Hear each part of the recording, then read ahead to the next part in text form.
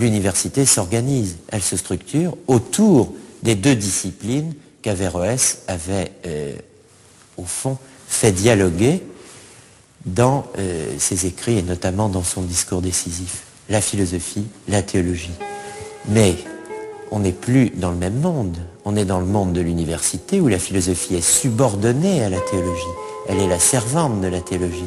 On est dans un monde où, pour devenir théologien, il faut, au terme de 15 années de théologie, avoir d'abord fait 10 années d'études philosophiques.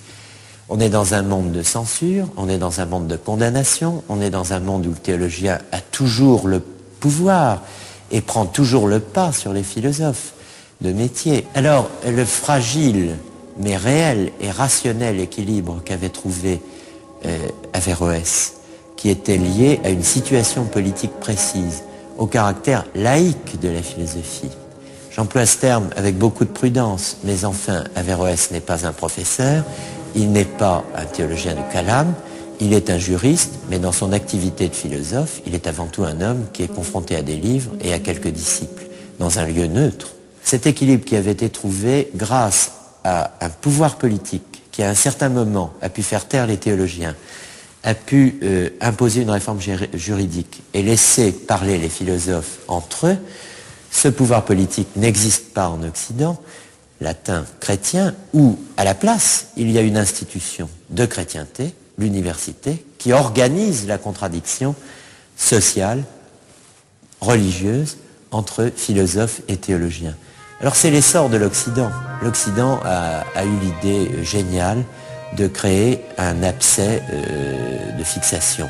Et bien là, on a créé l'université médiévale pour intérioriser d'une certaine manière la contradiction entre le philosophique et le religieux. Et le monde occidental a pris son essor.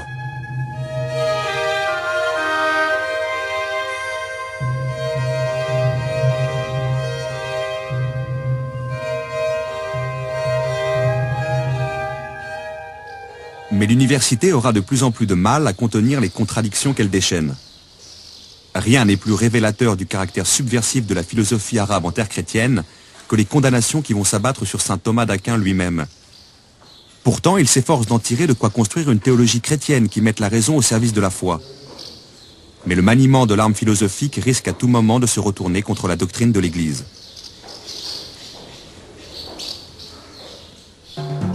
De fait, dès la deuxième moitié du XIIIe siècle, les universités européennes sont ébranlées par une nouvelle littérature se réclamant explicitement des philosophes de langue arabe. Et cette littérature, notamment illustrée par les travaux de Siger de Brabant, prône une pensée chrétienne où la philosophie serait libérée de tout argument d'autorité religieux, à l'instar de la pensée musulmane d'un Averroès ou de la pensée juive d'un Maïmonide. Thomas d'Aquin sera le plus célèbre des pourfendeurs de cette pensée. En 1270 éclate le conflit des facultés entre théologiens et philosophes qualifiés d'avéroïstes. En 1277, l'Église décide de sévir contre ces derniers. L'évêque de Paris, Étienne Tempier, agissant à la demande du pape, condamne leurs idées résumées sous la forme de 219 thèses, qui seront dès lors interdites d'enseignement public et privé. Et cependant, ces idées, loin d'être réduites au silence, vont peu à peu étendre leur influence au-delà même du cadre universitaire. La conscience européenne retiendra surtout de l'apport des philosophes arabes la figure de l'intellectuel. Cette figure que pressentait déjà au IXe siècle le calife Al-Ma'amoun lorsqu'il écrivait que l'homme se place au-dessus de toutes les autres créatures par sa capacité d'agir, par sa conscience, par son discernement. Dans un univers où tout est commandé par la volonté de Dieu, les philosophes arabes accordent à l'intellectuel une place unique. Ils lui reconnaissent le pouvoir d'accéder par lui-même à la connaissance des lois de la nature, en se fondant sur l'expérience de ses sens éclairés par sa raison. Dans cet esprit, les philosophes arabes ont développé une notion de causalité qui est directement accessible à la raison et l'expérimentation humaine. Seul à posséder ce don, l'homme paraît ainsi distingué par Dieu de toutes ses autres créatures et revêtu d'une dignité, d'une noblesse éminente.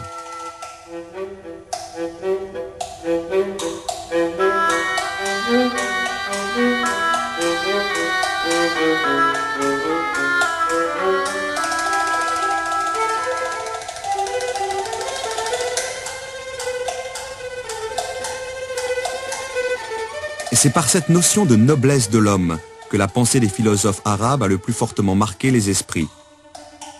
D'Albert le Grand et Dante à Pic de la Mirandole, elle éclaire les parcours qui conduiront peu à peu jusqu'à l'humanisme de la Renaissance.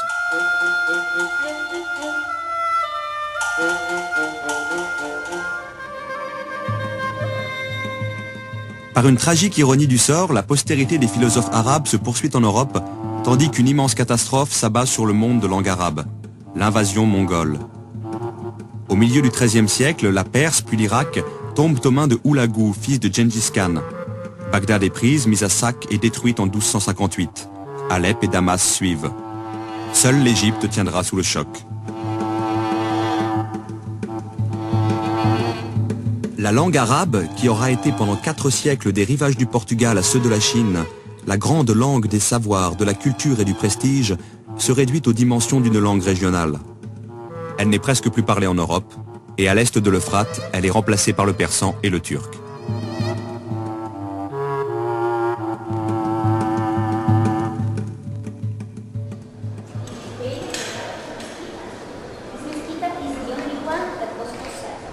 Les œuvres d'Avicenne ou d'Averroès, d'Al-Biruni ou d'Ibn al-Haytham, qui ne sont déjà plus lues dans leur langue d'origine, s'insèrent dans des débats étrangers au monde arabe, des débats proprement chrétiens.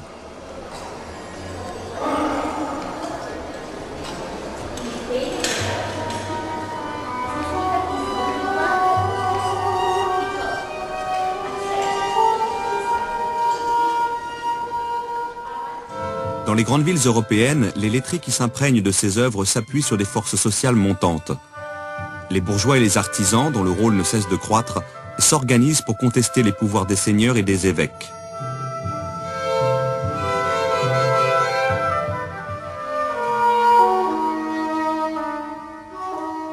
À Florence, au tout début du XIVe siècle, Dante est mêlé de très près aux luttes des partis bourgeois. Et c'est à la suite de la défaite de son parti qu'il est banni de sa ville en 1302.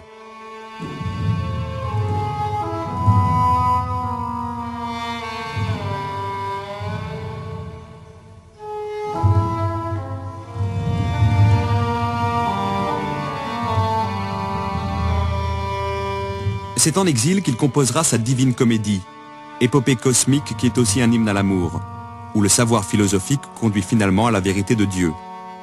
On y retrouve, à 5 siècles de distance, la même foi qu'un Al-Ma'amoun, dans la capacité de l'homme à atteindre et le savoir et la sagesse. Dans le panthéon de Dante, les philosophes arabes occupent une place éminente. Ils font intégralement partie de la grande famille philosophique réunie autour d'Aristote.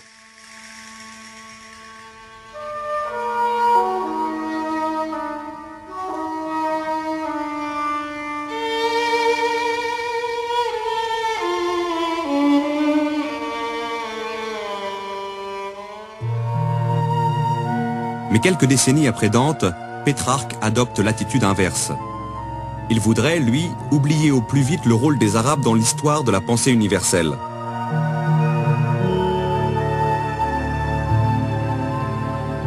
À l'un de ses amis qui admire les Arabes, Pétrarque répond rageusement « Je hais cette race. Il en faudrait beaucoup pour me persuader que quelque chose de bon puisse venir des Arabes. Nous aurions souvent égalé et quelquefois dépassé les Grecs, autant dire toutes les nations. À l'exception de vos petits Arabes ? Ô déshonorante exception. »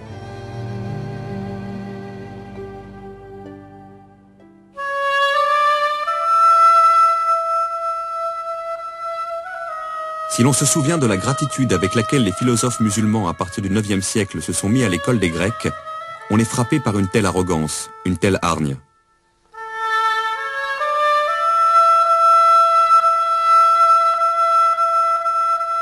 Si Pétrarque hait les Arabes, c'est d'abord parce qu'ils portent atteinte à l'autorité du christianisme, détournant les chrétiens d'une foi exclusive. Mais c'est aussi parce que les Arabes font écran entre les peuples européens et leurs racines grecques. Pétrarque veut extirper de l'histoire européenne toute présence arabe, pour permettre à l'Italie de retrouver non seulement le Christ, mais la Grèce antique.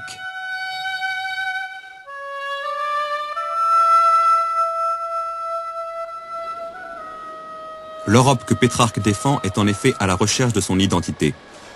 D'une identité commune, enracinée dans le christianisme, mais aussi d'identité nationale distincte, portée par des langues telles que l'italien, le français, le castillan, l'allemand. Cette Europe s'affirme par le rejet des religions musulmanes et juives, ainsi que par l'exclusion de la culture arabe.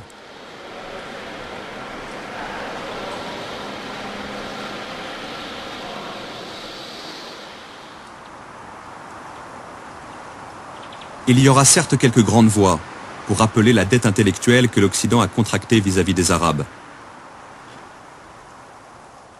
Pic de la Mirandole, apôtre de l'humanisme, la résume dans son discours sur la dignité de l'homme. J'ai lu dans les livres des Arabes qu'on ne peut rien voir de plus admirable dans le monde que l'homme. Mais ces voix se font de plus en plus rares.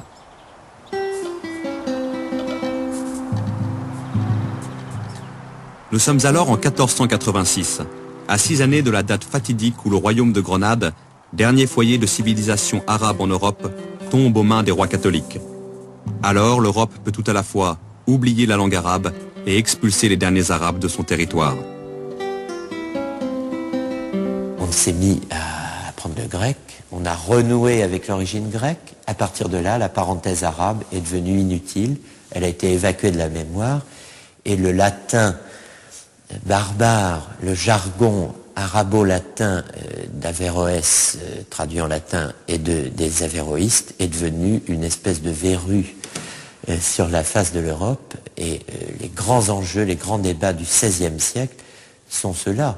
En Italie, dans le nord de l'Italie, dans l'université de Padoue, dans toutes les universités, c'est va-t-on en finir enfin avec cette science-là, avec cette langue-là, avec ce latin-là, et renouer avec le beau grec de nos ancêtres et le superbe latin de l'époque cicéronienne. On connaît la réponse, c'est l'humanisme, effectivement, on en est sorti, mais en même temps, la part arabe, la part musulmane, la part médiévale et la part vivante du dialogue des cultures qui avait eu lieu au Moyen-Âge, sans... il ne faut pas non plus rêver un âge d'or, n'est-ce pas, mais il y a eu ce dialogue, eh bien a été expulsé de l'Europe et en est sorti une bonne fois.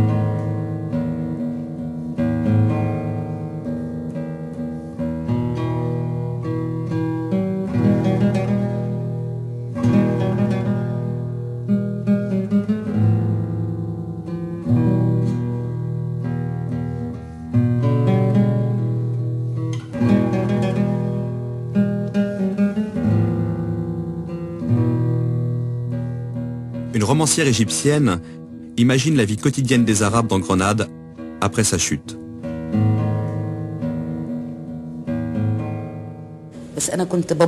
J'imaginais cette communauté, ce groupe de femmes et d'hommes. J'essayais de me représenter la crise qu'ils vivaient.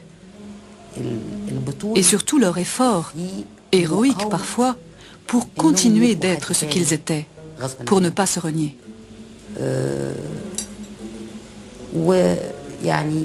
Je me suis retrouvée en train d'écrire sur Abou Jafar, El-Warraq, le libraire, et de m'attarder sur l'autodafé qui a eu lieu à Bab el-Ramel, la porte des sables. Je me suis retrouvée également en train d'écrire sur un personnage féminin, Salima. Elle brûlait du désir d'apprendre, ce qu'elle aurait pu faire si elle avait vécu en d'autres temps ou d'autres lieux, à Damas ou au Caire par exemple.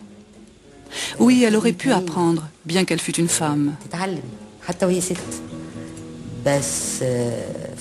Mais à Grenade, après la chute, ce n'était plus pensable. Le simple fait de posséder un livre arabe vous exposait à être traduit devant les tribunaux de l'Inquisition. Parler en arabe vous faisait courir le même risque. C'était une époque ingrate, cruelle, qui mettait Salima dans l'impossibilité de réaliser son projet, de devenir elle-même. En 1499, Cisneros donne l'alternative suivante: le baptême ou la mort. Et c'est un choix libre. Personne ne peut contester le fait que selon le droit canon, ce choix est parfaitement libre. On peut toujours choisir la mort. il est bien évident que la majorité des futurs ex-musulmans choisiront le baptême. Mais comme on ne leur donne absolument aucun enseignement religieux, ils restent musulmans objectivement. Mais à partir du baptême, ils deviennent des hérétiques.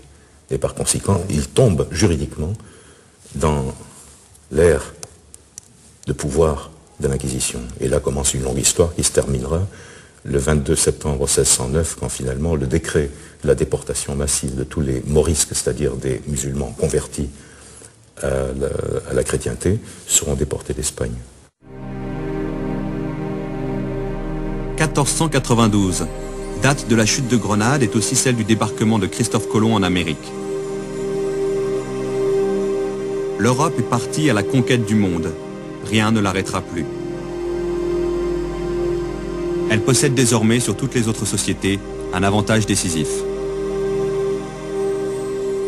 Le parti pris de douter de tout.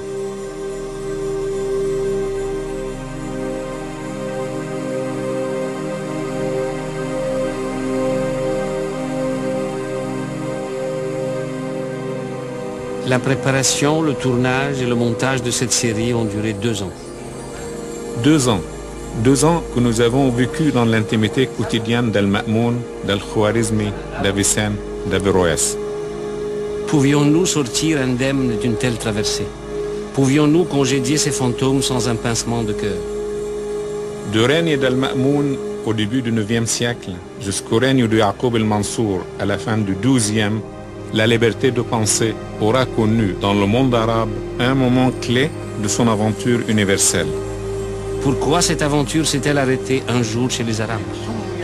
Pourquoi s'est-elle prolongée chez les Européens? À une question aussi globale, l'historien n'a pas de réponse simple. L'événement naît de la conjonction de facteurs multiples dont le dénouement n'était pas écrit d'avance.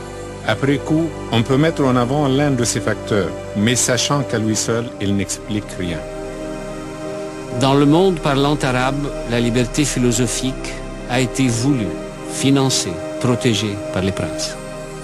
Elle répondait à un besoin, au besoin qu'ils avaient de comprendre le monde, pour bien gouverner un empire qui englobait de multiples ethnies, qui embrassait des cultures raffinées. Lorsque les divisions dynastiques et les revers militaires aidant, les princes ont cessé de nourrir cette ambition, les philosophes n'ont plus trouvé de soutien dans la société. En Europe, par contre, lorsque la liberté de penser a été confrontée à la formidable pression des inquisiteurs, elle a su s'affranchir de la tutelle des évêques et des seigneurs. Elle a quitté les palais de la noblesse parce qu'elle a trouvé dans la rue des forces sociales nouvelles qui allaient la soutenir et la porter en avant.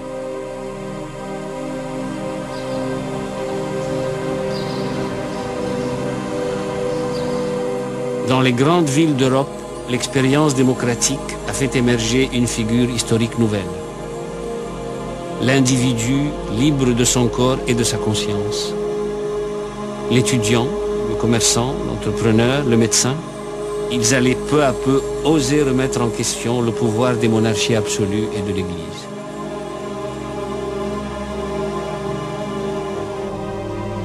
La liberté a gagné son pari en Europe lorsqu'elle a incarné l'espérance de cet individu qui n'avait rien à perdre et un monde à gagner.